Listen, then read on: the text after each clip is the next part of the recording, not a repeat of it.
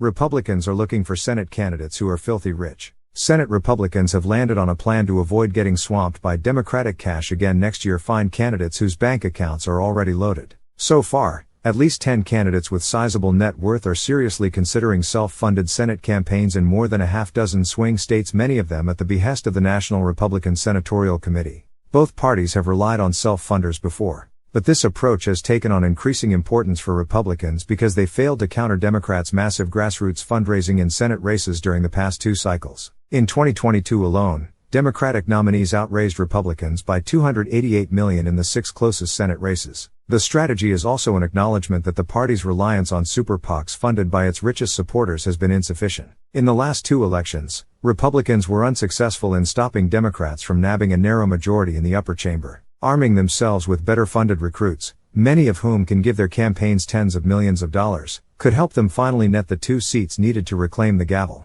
Potential self-funders for this cycle include Tim Sheehy, the Montana founder of an aerospace company, Eric Hovde, a real estate executive in Wisconsin, and West Virginia Governor Jim Justice, a coal mining magnate. In politics as in life, money doesn't buy happiness, but poverty doesn't buy a damn thing, said Senator John Neely Kennedy, Arla. So if you've got a candidate who can self-fund, you can spend your money elsewhere. Democrats are always going to outraise us, he said. There are no limits to how much candidates can donate or loan their own campaigns, so a crop of rich recruits could offer a much-needed solution to the GOP's now systemic fundraising woes. The NRSC's new chair, Senator Steve Daines of Montana, has placed an emphasis on trying to secure candidates who are either exceptional at fundraising or personally wealthy, according to a source familiar with his thinking who was granted anonymity to speak candidly about strategy. It's helpful, Daines said in a brief interview. We've got some work to do to catch up. In Wisconsin, Hovde, a businessman with experience in property development and banking, is seriously considering taking on incumbent Democratic Senator Tammy Baldwin, according to 2 sources familiar with his plans who were not authorized to publicly discuss them. He could inject an 8-figure sum into his bid against Baldwin, who raised some $33 million for her 2018 re-election. Hovde, who made a failed Senate bid in 2012, also decided against a governor bid in 2022. This time he seems more likely to enter the fray. He has spoken with NRSC officials and has begun engaging potential staff. He's thought about running for all kinds of offices, said Senator Ron Johnson, RWIS, when asked about Hovde. Some other well-funded potential recruits are also familiar names. Karen Taylor Robson, an Arizona land use attorney and developer, is considering a run for the seat currently held by Senator Kyrsten Sinema, IARAS, and David McCormick, a former hedge fund CEO, is weighing another run against Senator Bob Casey, DPA. Both dipped into their own largesse for failed bids in 2022. And in Michigan, Detroit area businessman Kevin Rink is considering a run for the state's open Senate seat after investing $10 million in a losing governor run in 2022. In Montana, the home of Democratic Senator Jon Tester, a top GOP target, Republican recruiters are eagerly courting Sheehy, a Navy SEAL turned aerial firefighting pilot. He is the founder of Bridger Aerospace, which was valued at $869 million last year. And in West Virginia, Justice, who is eyeing Democratic Senator Joe Manchin's seat,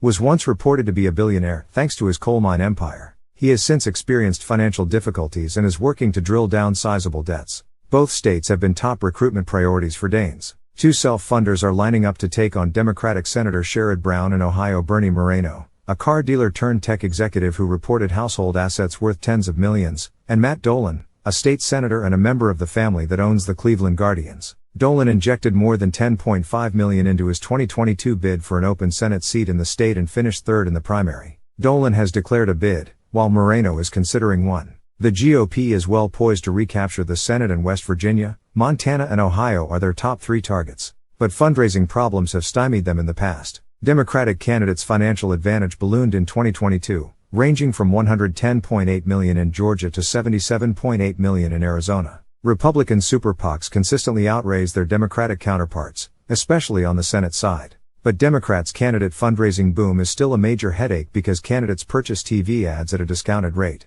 Their money goes much farther in the final stretch of the campaign when both sides pummel the airwaves. Republicans face an existential crisis that won't be solved overnight, but we still need to figure out how to mitigate the damage in the short term, said Kevin McLaughlin, the executive director of the NRSC in 2020. Recruiting strong candidates who can both self-fund and win general elections is a great first step. The class of senators up in 2024 are no less prolific at fundraising. Baldwin, Brown, Tester and Casey all raised between $21 million and $33 million during the 2018 cycle. Only Brown's GOP opponent, then Rep. Jim Renacci, raised more than $8 million, and that was because he gave himself an $8 million loan. Not all of the potential 2024 recruits are equally wealthy, and there is certainly a difference between a candidate worth $1 billion and one worth a couple $100 million. But even one or two candidates who are willing to make a significant investment can reduce the burden on the party committee and allied super PACs, which are then more free to spend in other races. It can also erase the cash-on-hand advantage that incumbent Democrats enjoy. Senator Rick Scott,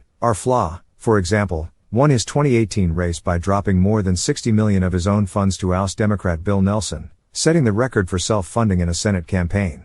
But not every candidate will be as willing to part with their own cash. Even now, Scott said he would have welcomed more outside aid in his race. It's always helpful to get more people to help you, he said. I wish there was more help.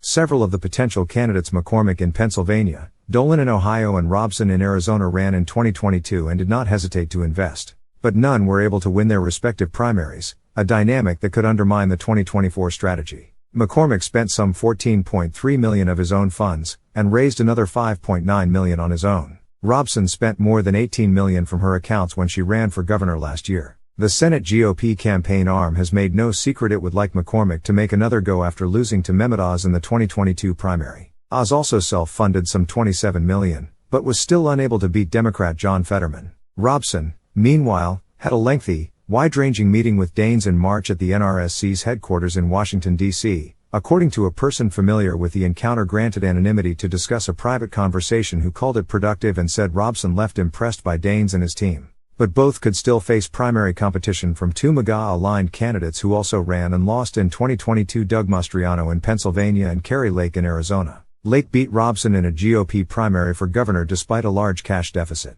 Few major Senate races will avoid competitive primaries, which drain party resources. Should Justice enter the race in West Virginia, he will have to face Representative Alex Mooney, a conservative hardliner. In Montana, a Sheehy candidacy could butt up against GOP Representative Matt Rosendale, who ran and lost to Tester in 2018. But it seems increasingly likely that another contender for Senate in Montana, Republican Representative Ryan Zinke, who served as Donald Trump's Secretary of the Interior, won't enter the race. In an interview this month, he said he had not made a decision but that his current focus was on his work on the Appropriations Committee, which he described as a full-time job.